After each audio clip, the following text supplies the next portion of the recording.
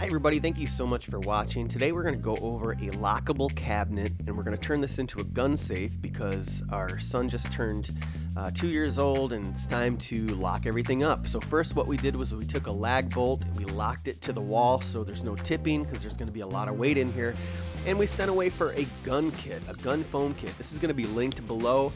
We simply found a couple carpet squares and then cut out a space for the pad. That's for the stock for the rifles. Then we cut some more carpet and put it on the top shelf, started putting some bullets in holsters, and I threw a few pistols in here for the video, a revolver. Now this strip actually has a magnet on the back. The other one had adhesive. So we just simply stick it to the back of the wall and we start putting some rifles on that pad. We lean it up against this rifle slotted pad, and then we threw in some hooks. We'll also link some hooks that hold up to 100 pounds. And then we ran a wiring that also has a sensor that when you open the door, it will turn on and shut off after 10 seconds. You simply run it down around the top, down the side, and it lights everything up. You just cut it wherever you want, cut it to length, and it runs on 3 AA batteries. So you put it on the back, make it so the first door that opens up, it'll be in front of that, so it'll sense it when it opens, and the lights come on.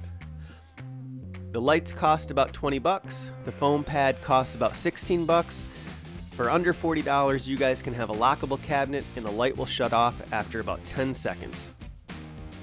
Just wanted to thank everybody for watching today, and we're about 60 days out. We're in the last week of July. Everyone gets excited this time of year, me included. I've been shooting my bow more. Now here I am, I'm messing with my gun safe, and you know what? Stick with us because we're going to be uploading a lot more videos in the next few months. And going into deer hunting season, I always try to harvest my deer with my camera in my bag, even on my bow or my rifle. So if you guys have any video ideas, or if you have any suggestions, any comments, questions, please leave them down below. I'll get back to everybody. Thanks so much for watching, and we'll see you on the next video.